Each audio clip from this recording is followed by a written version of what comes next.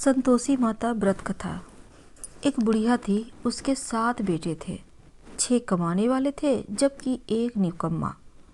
बुढ़िया 6 बेटों को रसोई बनाती, भोजन कराती, उनसे जो कुछ जूठन बचती वह 7वें को दे देती। एक दिन वह पत्नी से बोला, देखो मेरी माँ को मुझ पर कितना प्रेम है। वह बोली, क्यों नहीं, सबका जूठा जो तुमको खिलाती है। वह बोला, ऐसा नहीं हो सकता है, मैं जब तक आंखों से न देख लूं मान नहीं सकता। बहू हंसकर बोली, देख लोगे तब तो मानोगे। कुछ दिन बाद त्योहार आया। घर में 7 प्रकार के भोजन और चूरमे के लड्डू बने। वह जांचने को सिर दुखने का बहाना कर पतला वस्त्र सिर पर ओढ़े रसोई घर में सो गया। वह कपड़े में से सब देखता रहा। 6 भाई भोजन करने आए। उसने देखा माँ ने उनके लिए सुंदर आसन बिछा, नाना प्रकार की रसोई परोसी और आग्रह करके उन्हें जमाया। वह देखता रहा। 6 भोजन करके उठे तब माँ ने उनकी जूठी थालियों में से लड्डुओं के टुकड़े उठाकर एक लड्डू बनाया। जूठन साफ कर बुढ़िया माँ ने उसे पुकारा, बेटा 6 भाई भोजन कर गए हैं, अब तू ही बाकी है, उठ, तू कब खाएगा। वह कहने लगा, माँ मुझे भोजन नहीं करना, मैं अब परदेश जा रहा हूँ। माँ ने कहा, कल जाता हो तो आज चला जा। वह बोला, हाँ आज ही जा रहा हूँ, और यह कहकर वह घर से निकल गया। 7वें बेटे परदेश चले गए। चलते समय पत्नी की याद आई। वह गौशाला में कंडे यानी उपले थाप रही थी। वहाँ जाकर बोला, हम जावे परदेश, आवेंगे कुछ काल, तुम रहियो संतोष से धर्म आपनो पाल। वह बोली, जाओ आनंद से हमारी सोच हटाए, राम भरोसे हम रहें, ईश्वर तुम्हें सहाय। 2 निशानी आपन देख धरूं मैं धीर, सुधीमती हमारी बिसारियो रखियो मन गंभीर। वह बोली, मेरे पास कुछ तो नहीं, यह अंगूठी है, सो ले लो, और अपनी कुछ निशानी मुझे दे दो। तो वह बोली, मेरे पास क्या है, यह गोबर भरा हाथ है, और यह कहकर उसकी पीठ पर गोबर के हाथ की थाप मार दी। वह चल दिया। चलते चलते दूर देश पहुंचा। वहाँ एक साहूकार की दुकान थी। वहाँ जाकर कहने लगा, भाई मुझे नौकरी पर रख लो। साहूकार को जरूरत तो थी, बोला, रह जा। लड़के ने पूछा, तनख्वाह क्या देगो। तो साहूकार ने कहा, काम देखकर दाम मिलेंगे। साहूकार की नौकरी मिली और वह सुबह 7 बजे से 10 बजे तक नौकरी बजाने लगा। कुछ दिनों में दुकान का सारा लेन देन, हिसाब किताब, ग्राहक को माल बेचना, सारा काम करने लगा। साहूकार के 7-8 नौकर थे। वे सब चक्कर खाने लगे, यह तो बहुत होशियार बन गया। सेठ ने भी देखा, काम देखा, और 3 महीने में ही उसे आधे मुनाफे का हिस्सेदार बना दिया। वह कुछ वर्ष में ही नामी सेठ बन गया और मालिक सारा कारोबार उस पर छोड़कर चला गया। इधर उसकी पत्नी को सास ससुर दुख देने लगे। सारी गृहस्थी का काम करा के उसे लकड़ी लेने जंगल भेजते। इस बीच घर के आटे से जो भूसी निकलती उसकी रोटी बनाकर रख दी जाती, और फूटे नारियल की नारेली में पानी। एक दिन वह लकड़ी लेने जा रही थी। रास्ते में बहुत सी स्त्रियां संतोषी माता का व्रत करती हुई दिखाई दी। वह वहां खड़ी होकर कथा सुनने लगी और पूछा, बहनों तुम किस देवता का व्रत करती हो और उसके करने से क्या फल मिलता है? यदि तुम इस व्रत का विधान मुझे समझा कर कहोगे तो मैं तुम्हारा बहुत एहसान मानूंगी।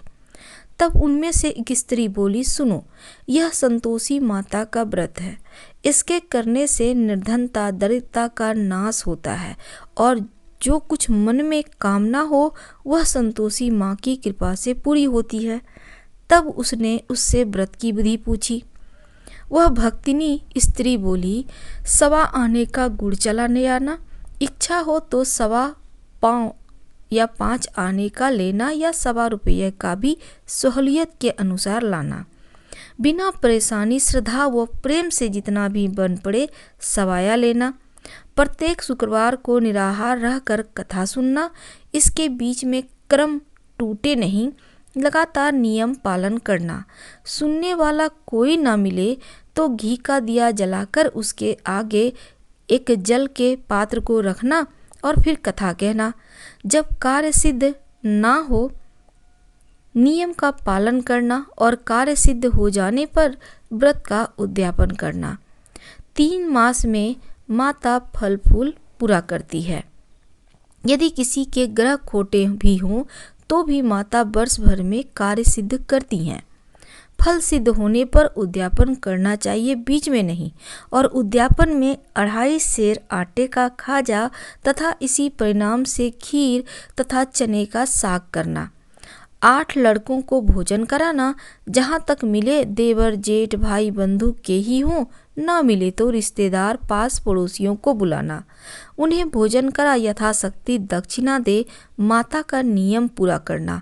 उस दिन घर में खटाई ना खाना। यह सुनकर बुढ़िया के लड़के की बहू चल दी।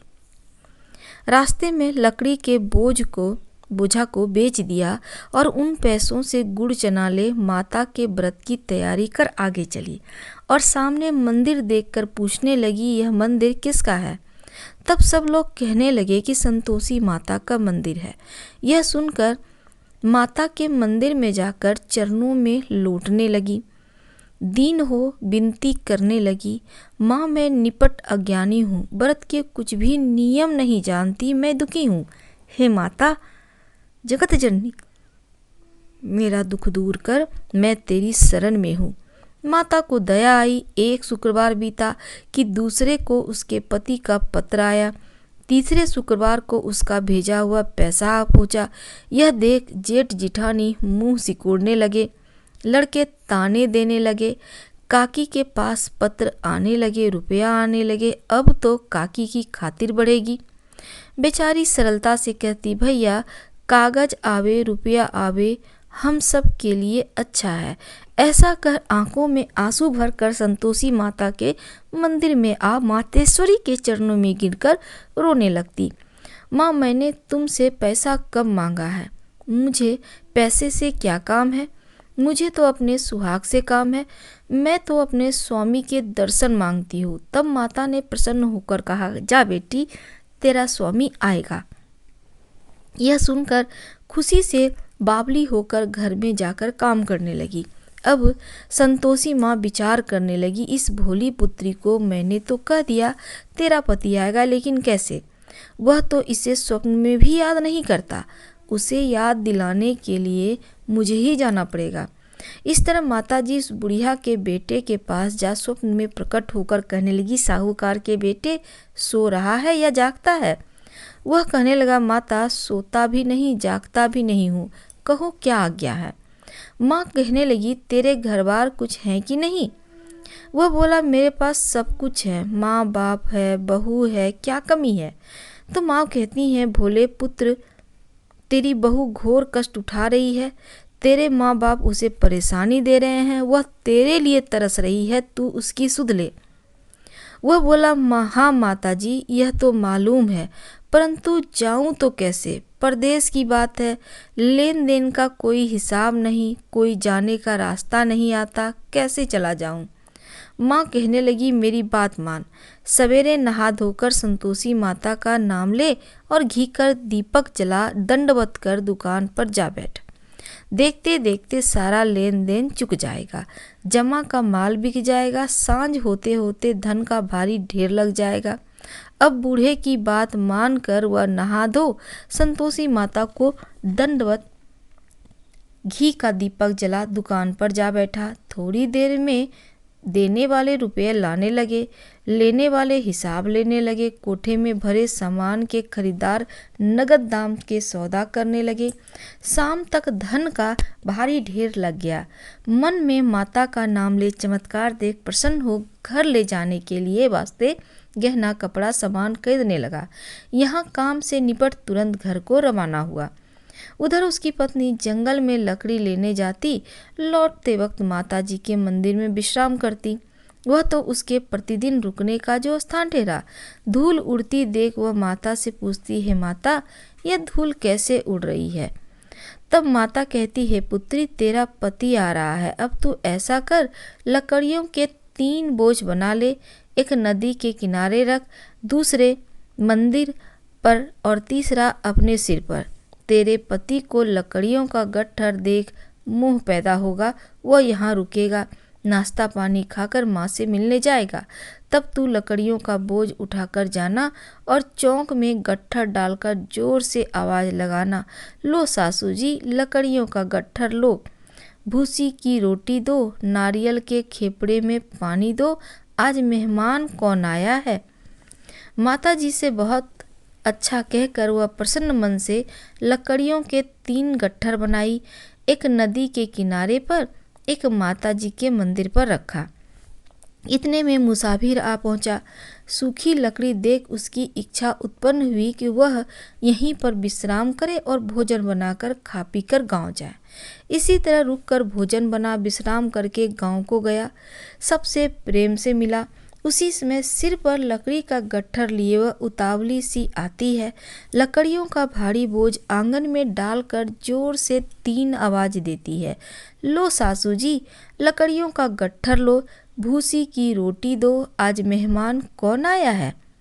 यह सुनकर उसकी सास बाहर आकर अपने दिए हुए कष्टों को भुलाने हेतु कहती है, बहू ऐसा क्यों कहती है, तेरा मालिक ही तो आया है, आ बैठ, मीठा भात खा, भोजन कर, कपड़े गहने पहन। उसकी आवाज़ सुन उसका पति बाहर आता है, अंगूठी देख व्याकुल हो जाता है, माँ से पूछता है, माँ यह कौन है। माँ बोली, बेटा यह तेरी बहू है, जब से तू गया है तब से सारे गांव में भटकती फिरती है, घर का कामकाज कुछ करती नहीं, 4 पहर आकर खा जाती है। वह बोला, ठीक है माँ, मैंने इसे भी देखा और तुम्हें भी, अब दूसरे घर की ताली दो, उसमें रहूँगा। माँ बोली, ठीक है तेरी जैसी मर्जी। जब वह दूसरे मकान की तीसरी मंजिल का कमरा खोलकर सारा सामान जमाया, एक दिन में राजा के महल जैसा ठाट बाट बन गया। अब क्या था, बहू सुख भोगने लगी। इतने में शुक्रवार आया। शुक्रवार व्रत के उद्यापन में हुई भूल और किया खटाई का इस्तेमाल। अब उसने पति से कहा, मुझे संतोषी माता का व्रत का उद्यापन करना है। पति बोला, खुशी से कर लो। वह उद्यापन की तैयारी करने लगी। जिठानी के लड़कों को भोजन के लिए कहने गई। उन्होंने मंजूर किया, परंतु पीछे से जिठानी ने अपने बच्चों को सिखाया, देखो भोजन के समय खटाई मांगना, जिससे उसका उद्यापन पूरा ना हो। लड़के जिमने आए और खीर खाना पेट भर खाया, परंतु बाद में खाते ही कहने लगे, हमें खटाई दो, खीर खाना हमको नहीं भाता, देखकर अरुचि होती है। वह कहने लगी, भाई खटाई किसी को नहीं दी जाएगी, यह तो संतोषी माता का प्रसाद है। लड़के उठ खड़े हुए और बोले, पैसा लाओ। भोली बहू कुछ जानती नहीं थी, उन्हें पैसे दे दिए। लड़के उसी समय हट करके इमली खटाई ले खाने लगे। यह देखकर बहू पर माता जी ने प्रकोप किया। राजा के दूत उसके पति को पकड़कर ले गए।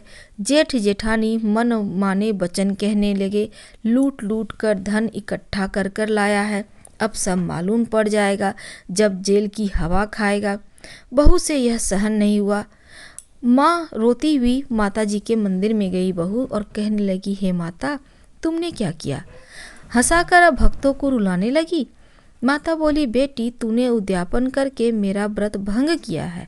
वह कहने लगी, माता मैंने कुछ अपराध किया है तो मैं भूल से लड़कों को पैसे दे दिए थे, मुझे क्षमा करो, मैं फिर तुम्हारा उद्यापन करूंगी। माँ बोली, अब भूल मत करना।